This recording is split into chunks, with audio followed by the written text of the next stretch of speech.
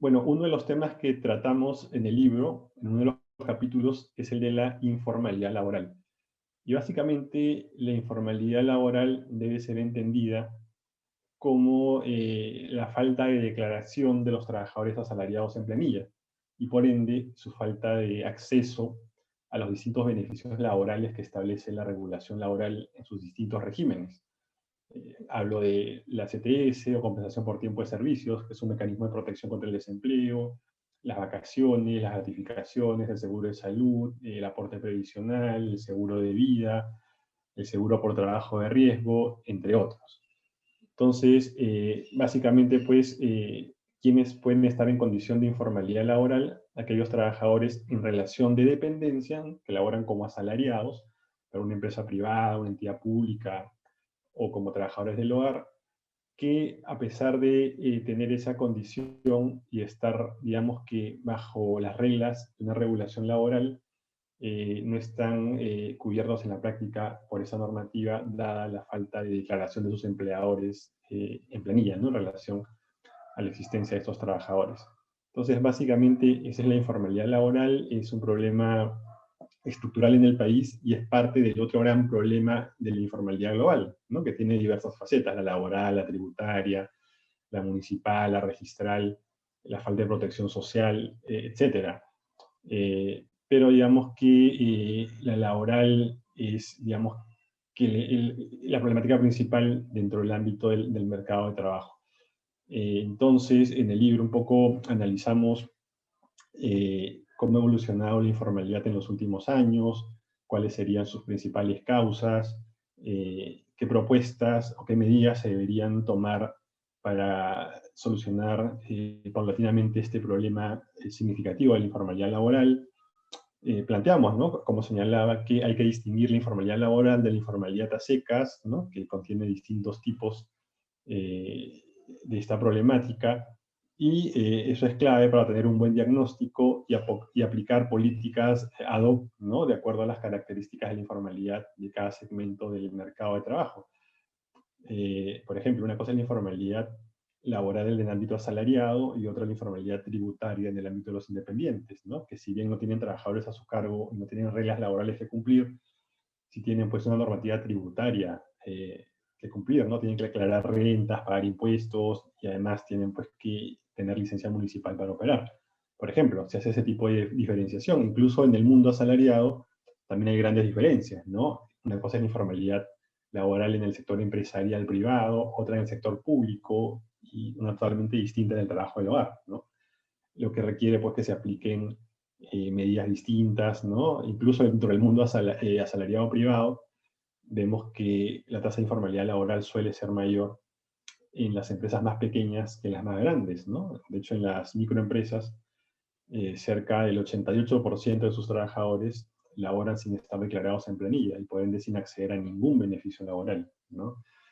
En la gran empresa, si bien la informalidad es menor, alrededor del 9%, todavía hay un porcentaje pues, que tiene que ser eliminado, ¿no? Y esto implica, pues, la realización de distintas políticas que contribuyan a solucionar esta problemática de acuerdo a la realidad de cada uno de estos segmentos del mercado de trabajo. No, también analizamos cómo han funcionado las principales políticas laborales o la principal normativa laboral que ha buscado, digamos que reducir la informalidad laboral, ¿no? Hacemos ese análisis detallado y planteamos medidas alternativas, tomando en cuenta que la gran mayoría de estas políticas no han funcionado, ¿no? En su ánimo de reducir la informalidad laboral. Y más bien vemos que este fenómeno, esta problemática, se ha reducido sobre todo como consecuencia del crecimiento económico del país, ¿no? Sobre todo del 2003 al 2014 aproximadamente, pero no ha habido pues una política que busque fortalecer la inspección laboral o que busque desarrollar, digamos, que acciones en la línea de mejorar la productividad de las empresas y de los trabajadores, para incrementar también su capacidad de cumplir con la normativa laboral y la normativa en general, ¿no? Y salir de la condición de informalidad laboral.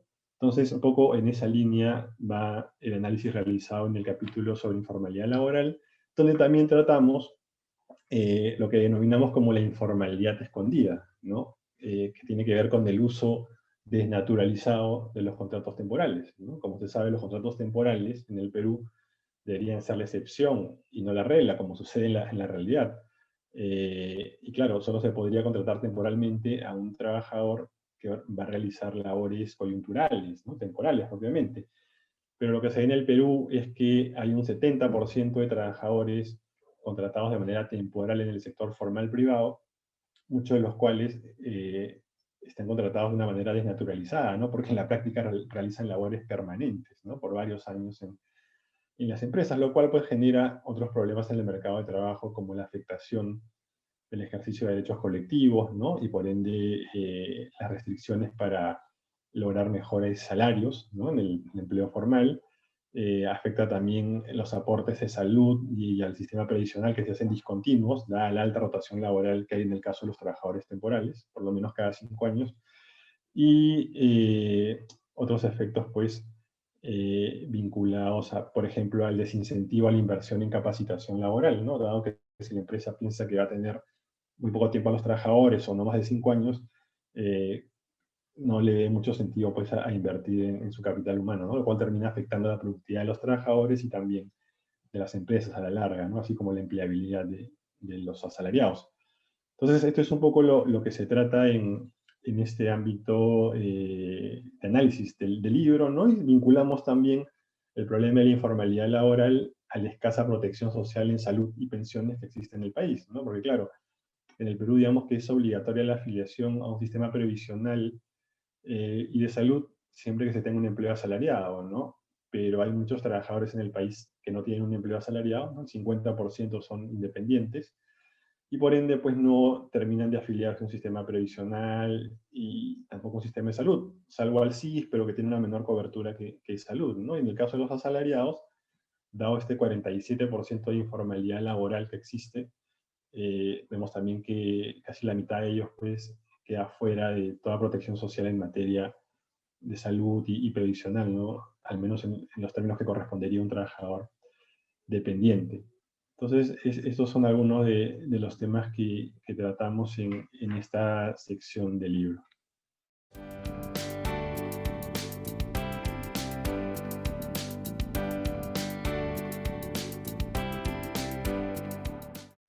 Sí, efectivamente, ¿no? Desde el año 2000 en adelante se han creado distintos regímenes laborales, especiales, promocionales, que lo que han hecho en la práctica es reducir derechos laborales o costos laborales extrasalariales como un supuesto incentivo a la formalización laboral, ¿no? El año 2000 se creó el régimen agrario, luego el año 2013 se creó el régimen laboral especial para las microempresas, el 2008 para las pequeñas empresas, y así un conjunto de regímenes, ¿no? El del trabajo del hogar también, y el del régimen del CAS, o Contrato Administrativo de Servicios en el Sector Público. Entonces, claro, la idea de estos regímenes era reducir, digamos, de costos laborales como un incentivo a la formalización masiva de los segmentos beneficiados. Pero vemos que en la realidad esto no se ha cumplido, ¿no? De hecho, la microempresa, que es el régimen, que es el segmento empresarial que tiene un régimen laboral más barato, es el que registra mayores niveles de informalidad laboral, ¿no? Cercanos al 88%. Y en los últimos años la reducción ha sido mínima, ínfima, ¿no? Casi insignificante. Casi 9 de cada 10 trabajadores en microempresas laboran en condiciones de informalidad laboral, sin estar declarado en planilla y sin acceder a beneficios laborales. Entonces, eso nos muestra pues que la reducción, ¿no?, de costos laborales de manera unilateral, ¿no?, no constituye el principal incentivo para la formalización laboral de las empresas. De hecho, en los segmentos de mayores dimensiones, como el de la pequeña, mediana y gran empresa, es donde se ha visto una mayor reducción de la tasa de informalidad laboral del 2003 al 2014, sobre todo, como decía, pero básicamente como consecuencia del crecimiento económico, ¿no? Y los trabajadores han sido contratados bajo las reglas del régimen laboral general, incluso en la pequeña empresa, ¿no? Son muy pocas pequeñas empresas que han utilizado el régimen laboral especial promocional de la pequeña empresa, la gran mayoría ha utilizado el régimen laboral general, ¿no? Lo cual también muestra nuevamente que la reducción de costos laborales no es el principal incentivo para la formalización laboral masiva del país, ¿no? Sino que más bien se requiere de otro tipo de políticas vinculadas, por un lado, al fortalecimiento de la inspección laboral, ¿no? A la contratación de más inspectores, a la capacitación de los inspectores, también al fortalecimiento de todo el proceso vinculado a la inspección laboral, no solo propiamente la fiscalización, sino también la imposición de multas, las apelaciones, cobranza coactiva y demás, ¿no? Sobre todo para promover la formalidad laboral en los segmentos empresariales que están en capacidad de cumplir las reglas laborales, pero que no lo hacen porque saben que la probabilidad de que le llegue la inspección laboral es baja, ¿no? Además de que se trata de una inspección debilitada, ¿no? Entonces, pues, aquí es clave fortalecer a la SUNAFIL, ¿no? Que está escrita al Ministerio de Trabajo, como una entidad pues, que busque fomentar la formalización laboral, sobre todo en aquellos segmentos de 20 a más trabajadores, que son los que ya tienen capacidad de formalizarse, pero que no lo hacen, como señalo, debido a esta debilidad de la inspección laboral. De otro lado, también hay que desarrollar políticas de promoción de la productividad de empresas y trabajadores para mejorar la capacidad, sobre todo las empresas más pequeñas, de formalizarse, ¿no? No solo en lo laboral, sino también en lo tributario, en lo municipal, en lo registral, etcétera, ¿no? Entonces aquí hay un problema de escasos niveles de eficiencia, ¿no? Que requieren de políticas articuladas por parte del Estado, que busquen, pues, por ejemplo, facilitar el acceso a las innovaciones para estos segmentos empresariales, ¿no? A financiamiento más barato. También implica mejorar su capital humano, capacitarlo vía los programas de empleo del Ministerio de Trabajo. Implica también, pues, simplificar los procesos de formalización, no hacer más sencilla la parte administrativa, sobre todo para las empresas más pequeñas, acceder a nuevos, o promover, mejor dicho, el acceso a nuevos mercados, entre otras medidas que deberían contribuir a mejorar la productividad de estos segmentos empresariales más pequeños y fomentar su formalización, además de la inversión pública en infraestructura productiva, ¿no? Como en puertos, aeropuertos, carreteras, vías férreas, y demás, un conjunto de medidas que faciliten la interconexión del país y el comercio y el desarrollo, pues, de estas actividades económicas, ¿no? Y también la exportación, ¿por qué no? Entonces, en esa línea iría mi respuesta, ¿no? Yo creo que ese es el camino que deberíamos seguir y a dejar de lado la reducción absurda de costos laborales que no ha traído mayor beneficio en términos de formalización. Incluso cuando las microempresas se hubieran formalizado de manera masiva bajo los estándares del régimen laboral especial creado para ellas, tampoco habría sido, pues, un gran logro, ¿no? Porque ese régimen casi que desaparece los beneficios laborales, solo establece el derecho al pago de un salario mínimo de 15 días de vacaciones, ¿no? Bueno, y el aporte al Sistema Integral de Salud, al Seguro Integral de Salud, el SIS, que es un aporte menor y que brinda una menor cobertura para los trabajadores, ¿no? Entonces, tampoco habría sido un gran logro formalizar masivamente bajo los estándares de este régimen en las microempresas, porque casi que no trae mayores beneficios, ¿no? Eso es importante tenerlo claro. No obstante, yo sí creo que debería haber un régimen laboral promocional para empresas que tengan menos de 20 trabajadores, ¿no? Pero con mejores beneficios laborales, ¿no? Beneficios más equilibrados que los actuales, y una buena focalización, con monitoreo respecto a sus resultados, y con un acogimiento temporal, no permanente en el tiempo. Entonces, yo creo que en realidad deberíamos tener solo dos regímenes laborales en el sector privado, ¿no? El régimen general y el régimen especial promocional para empresas con menos de 20 trabajadores, pero con mejores beneficios laborales, como digo, respecto a los actuales, los regímenes especiales, y con un fuerte desarrollo de políticas de promoción de la productividad y de la fiscalización laboral, ¿no? Que favorezcan el desarrollo de estos segmentos empresariales de menor tamaño, ¿no? Y bueno, evidentemente también estarían los regímenes especiales de construcción, ¿no? De minería, que son regímenes que más bien mejoran los beneficios laborales, no los reducen. Entonces, en esa línea iría mi respuesta.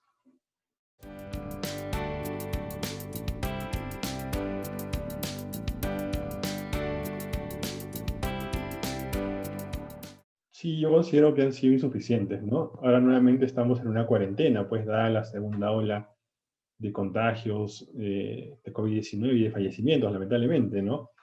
Pero creo, bueno, en principio que estos 15 días de cuarentena no van a ser suficientes, ¿no? Yo creo que la segunda ola va a durar por lo menos hasta finales de marzo, inicios de abril, y ello va a implicar, pues, que se incremente el tiempo de duración de la cuarentena si es que realmente se quiere proteger la salud de la población, ¿no? Y ello, pues, implica que debemos tener claro que una cuarentena solamente va a funcionar si es que se le brinda un apoyo económico a las personas que viven de su trabajo diario, ¿no? Si queremos que las personas se queden en su casa, pues evidentemente que el Estado tiene que brindar un bono suficiente y oportuno a aquellos segmentos de la población eh, que no pueden dejar de trabajar, ¿no? Porque si no, no sobreviven, no acceden a satisfacer sus necesidades básicas. Entonces, yo sí estoy de acuerdo con la cuarentena, eso creo que debería durar todo febrero y todo marzo. Está bien que se focalice por regiones, ¿no? Según la gravedad de la incidencia de esta pandemia, pero debería ir acompañada de un bono, eh, creo yo, de 1.000 soles mensuales para todos aquellos segmentos de la población que no tengan un empleo formal, ¿no? Y que no puedan trabajar durante la cuarentena, para que realmente estas personas se queden en casa y salgan lo mínimo posible, no solamente a comprar alimentos o bienes de primera necesidad. Eso es importante de tenerlo claro, ¿no?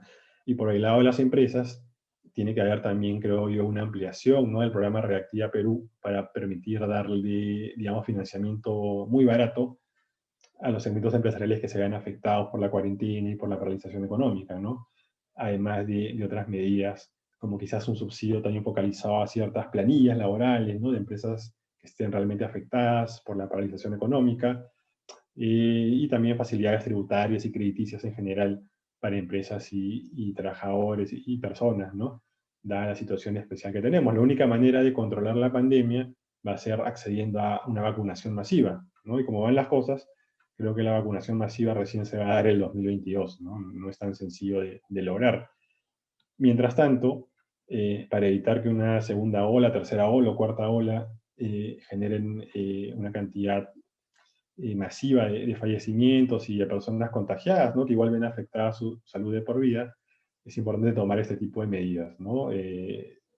Cuarentena, más bonos, más apoyo económico a las empresas y demás facilidades. Los invito a que puedan asistir al primer seminario de especialización en Derecho Laboral denominado Promoción de la Seguridad y Salud en el Trabajo, Proceso e Inspección durante los tiempos del COVID-19, organizado por la Asociación Juset Veritas y que se realizará los días 17, 18 y 19 de febrero del presente año. Los esperamos.